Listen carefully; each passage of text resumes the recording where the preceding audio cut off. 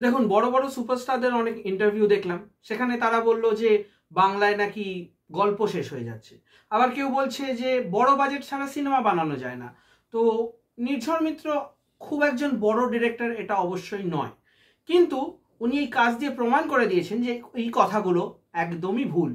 এই ওয়েব সিরিজটা কিন্তু অত্যন্ত প্রতীক্ষিত ছিল, এখনো 24 ঘন্টাও হয়নি, কিন্তু আমি বিশ্বাস করি যে নির্ঝর মিত্র একটা ঝড় তুলতে সক্ষম হয়েছেন।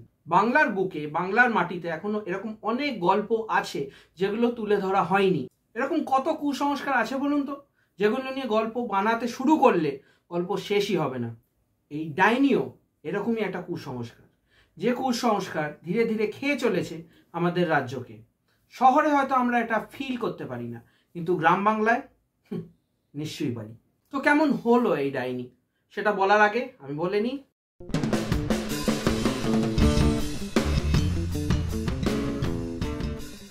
নমস্কার and welcome to Thrash Hour. আমি আপনাদের হোস্ট টম থ্রাশ, আর আজকে আমরা হইচইয়ে ডাইনি নিয়ে ডিসকাস করব। প্রত্যেকটা কাজ নিয়ে আমি পজিটিভস অ্যান্ড নেগেটিভস ডিসকাস করি, বাট এই কাজটা, পজিটিভস অ্যান্ড নেগেটিভসের আগে আমি বলে দিই, এই কাজটা আপনি আগে দেখে আসুন, আগে দেখে নিন, তারপরে রিভিউটা দেখুন, কারণ এই কাজটা আপনার মনে আকর তো কাটবেই। লোভে পাপ, পাপে মৃত্যু, এই কথাটা আমরা সবাই জানি। এই কথাটার এই ওয়েব সিরিজের সাথে কি সম্পর্ক আছে, সেটা হচ্ছে যখনই আপনি কোনো ওয়েব সিরিজ দেখবেন, সেটা আশ্রম হোক, মির্জাপুর হোক, বা অন্যান্য কোনো ওয়েব সিরিজ হোক, সেখানে ডিরেক্টর খুবই লোভী। একটা ওয়েব সিরিজে কিন্তু সবকিছু শেষ করতে চায় না, একটা সিজনে সে শেষ করতে চায় না। কিন্তু আমি এটা বলবো, নির্ঝর মিত্র এই লোভটা অতিক্রম করে সে আমাদের একটা এমন ওয়েব সিরিজ দিয়েছে যেটা সিজন 1-এই শেষ হয়েছে। তো এটার জন্য থ্যাঙ্কস। এবং এরকম একটা টপিকের ওপর কেউ যদি কোনো প্রজেক্ট করে, কোনো ওয়েব সিরিজ বা ফিল্ম করে, একটা প্রবলেম হয়ে যায়, সে অত্যাধিক প্রিচি হয়ে যায়, মানে জ্ঞানদা যাকে আমরা বলি, যে একটা ওয়েব সিরিজ দেখাতে গিয়ে সে এরকম একটা টপিকের উপর করছে, সে প্রত্যেকটা এপিসোডে বা কোনো না কোনো সিনে সে নানান রকম ডায়ালগস, মোনোলগ, সিনস এরকম রাখে যেখানে সে কিছু বলতে চায়, কিছু আপনাকে মেসেজ পাঠাতে চায়। কিন্তু এই ওয়েব সিরিজে কিন্তু সেরকম কিছু নেই। এটা একটা নিরেট স্টোরির ওপর বিল্ড করা, সেখানে কেউ কোনো মেসেজ বা কোনো প্রিচি স্পিচ, ডায়ালগ এসব কিচ্ছু দেয়নি, জাস্ট একটা স্টোরি তুলে ধরা হয়েছে। অনেকে দেখলাম রিভিউতে বলেছে যে এখানে আরেকটু বড় করা যেত, আরো অনেক কিছু দেখানো যেত। দেখুন, আমরা সবাই আজকালকার দিনে নভেল বা ফিল্ম বা 3-4টে সিজন, 10টা সিজনের ওয়েব সিরিজ দেখে অভ্যস্ত, তাই আমাদের ছোট জিনিস আজকাল হজম হয় না, রিল বাদে। শর্ট স্টোরি আর শর্ট ফিল্ম এগুলোর কিন্তু একটা প্রাধান্য আছে। এই সিরিজটাকে আমি একটা ওয়েব সিরিজের মধ্যে শর্ট সিরিজ হিসেবে ধরবো। এটা একটা ফিল্মের বদলে ওয়েব সিরিজ করা হয়েছে, ওই জন্য হয়তো এটার লেন্থটা ফিল্মের থেকে একটু বড়, বাট এটা কিন্তু অ্যাকচুয়ালি একটা ওয়েব সিরিজের থেকে অনেকটাই ছোট।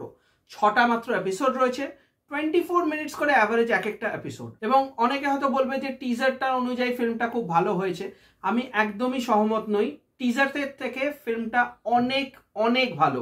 প্রত্যেকে দারুণ পারফরমেন্স দিয়েছে, প্রত্যেকে ন্যাচারাল লেগেছে, specially Koushani Mukherjee as Lata, and যে ভিলেনের অভিনয়টা করেছে, আমি তার নাম বলবো না, তাকে আপনারা ওয়েব সিরিজেই দেখতে পারবেন। উনি যা অভিনয় করেছেন, আপনার ওনাকে সত্যিই ভিলেন মনে হবে এই লোকটাকে আপনি সহ্য করতে পারছেন না, বাট দ্যাট ইজ পারফরমেন্স। এটাও কিন্তু অনেকটা হস্টেজ সিচুয়েশনের মতো ফিল্ম, যদিও এটা বেসড হচ্ছে একটা সোশ্যাল মেসেজ নিয়ে, বাট এটা পুরোপুরি সোশ্যাল মেসেজ ছাড়া ফিল্মটা। তো এখানে যেহেতু হস্টেজ সিচুয়েশনের ওপর বানানো রয়েছে, লোকেশনটা মোটামুটি একটা জায়গায় হয়ে দাঁড়ায়, বাট এই একটা জায়গাতে কিভাবে সাসপেন্সটাকে ধরে রেখেছে, কিভাবে ইন্টেন্সিটিটা মেনটেন করেছে, এটা আপনি না দেখলে বুঝতে পারবেন। কোনো গান, নাচ, মাল মশলা কিচ্ছু নেই, একদম প্রিসাইজ কনসাইজ একটা স্টোরি। লোকেশন সিলেকশন খুবই ভালো হয়েছে।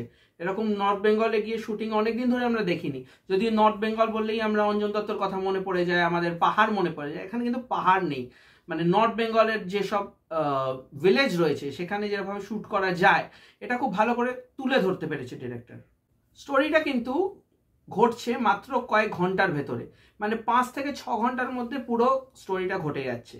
এই টাইম স্প্যানটা খুবই ইম্পর্টেন্ট, কারণ আমরা ধরুন যখন ড্যান ব্রাউনের গল্প দেখি তখন ওটা ঘটে ইউজুয়ালি 24 আওয়ার্সের টাইম স্প্যানে, বা ধরুন হ্যারি পটার পড়ছি তো ওখানে 7 বছরের টাইম স্প্যান দেখানো হচ্ছে। তো এখানে টাইম স্প্যানটা হচ্ছে কয়েক ঘন্টা, মানে যখন পাতা দেখলো যে লতাকে ওরা ডাইনি অপবাদে ধরেছে এবং তারপর থেকে এন্ড অফ দ্য ফিল্মে যে কনক্লুশনটা হলো, এটা কিন্তু জাস্ট ঘটলো 5 থেকে 6 ঘন্টার ভেতরে। সো এটা ইউজুয়ালি ব্যাক অ্যান্ড ফোর্থ যাচ্ছে, কিছু কিছু প্লট পয়েন্টস রয়েছে যেগুলো ব্যাক স্টোরি ওদের, ওটা ফ্ল্যাশব্যাকে দেখানো হচ্ছে এবং প্রেজেন্ট সিচুয়েশনে যা ঘটছে সেগুলো দেখানো হচ্ছে। তো লেআউট খুবই ভালো, স্ক্রিপ্ট খুবই টাইট, মানে স্ক্রিন প্লে খুবই টাইট। কিছু কিছু সময় আপনার মনে হবে হয়তো একটু স্লো যাচ্ছে আফটার আপনার 3rd or 4th episode, but trust me ওটা ইমোশনাল বিল্ড আপের জন্য একটু স্পেস দিয়েছে। এটা বোরিং লাগতে পারে, but trust me you will enjoy that. হ্যাঁ, একটা জিনিস বলে নি, ফিল্মে কিন্তু প্রচুর ভায়োলেন্স রয়েছে, মানে প্রচুর কিলিংস অ্যান্ড স্টাফ এগুলো রয়ে গেছে। যেখানে যাকে মারার, যেখানে যাকে রাখার, সেগুলো সবই করেছে। মানে সে অর্থে বলতে গেলে ডাইরেক্টর কোনো কার্পণ্য করেননি।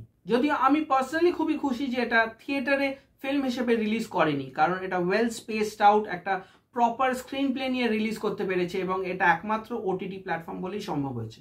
আরেকটা জিনিস, এটা definitely a breath of fresh air, যে চেনা পরিচিত একঘেয়ে মুখগুলোর বাইরে অনেক নতুন মুখ দেখতে পাবেন। এটা কিন্তু thanks to the team of ডাইনি।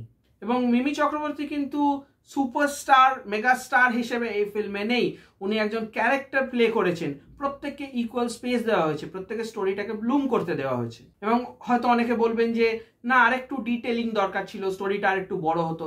দেন তাদের একটাই কথা বলবো, ভাই তোরা থাম, সিজনের পর সিজন দেখে দেখে পচে গেছি। একটা ডাইরেক্টর অ্যাটলিস্ট অডিয়েন্সের ওপর দয়া করে একটাই সিজনে শেষ করেছে, তোরা কি চাইছিস যে এটাও 10টা 12টা এপিসোড 3টে 4টে সিজন ধরে চলুক? না, তোরা দেখ না ওগুলো, আমরা এটা নিয়ে খুশি। দেখুন, নেগেটিভস বলার জন্যই বলতে হবে এরকম আমি বিশ্বাস করি না। কিছু নেগেটিভস আছে, চোখে পড়েছে, বাট সেগুলো খুবই টেকনিক্যাল। এবার আপনি যদি টেকনিক্যাল মানুষ হন তাহলে সেগুলো হয়তো শুনতে ইন্টারেস্টেড হবেন, বাট আপনি যদি লেম্যান হন অ্যাজ অ্যান অডিয়েন্স, আমার চোখে কোনো নেগেটিভস পড়েনি। It's a very well balanced, very well executed film. আপনারা ভাববেন না এটা পেড প্রমোশন। আমি আর্নেস্টলি রিকোয়েস্ট করবো আপনাদের সবাইকে, প্লিজ হইচই অ্যাপে গিয়ে এই ওয়েব সিরিজটা দেখুন। এটা one of the best web series in Bangla in recent Times. এরকম অনেক ফিল্ম হচ্ছে আজকাল যেখানে ভালো স্টোরি আছে, ভালো অ্যাক্টিং নেই, আবার ভালো অ্যাক্টিং আছে, ভালো কাস্টিং নেই, ভালো কাস্টিং আছে তো ভালো সিনেমাটোগ্রাফি নেই। এই ওয়েব সিরিজটা অলমোস্ট পারফেক্ট বলছি, হয়তো 10% এরার্স রয়েছে এদিক ওদিক, বাট আমি সেইগুলোকে তুলে এই ওয়েব সিরিজের মান নামাতে চাই না কোনোভাবেই। তো এই ছিল আমার রিভিউ অন ডাইনি। আমি আশা করবো নির্ঝর মিত্র অ্যান্ড টিম এরকম আরো ভালো ভালো প্রোডাক্ট আনবে। প্লিজ ডাইনি পার্ট 2 নয়, অন্য কিছু। ভিডিওটা ভালো লেগে থাকলে একটা লাইক, শেয়ার আর সাবস্ক্রাইব করে দেবেন, এবং কোনো ওপিনিয়ন, সাজেশন বা রিকোয়েস্ট থাকলে কমেন্ট সেকশনে ডেফিনেটলি জানাবেন। আর হ্যাঁ, ডাইনি নিয়ে যে টপিকটা বললাম ওটা নিয়ে যদি আপনাদের ইন্টারেস্ট থাকে ওটাও কিন্তু কমেন্ট সেকশনে জানাতে ভুলবেন না। তো আজকের ভিডিও এখানেই শেষ করছি, পরের ভিডিওতে আবার দেখা হবে, ততক্ষণ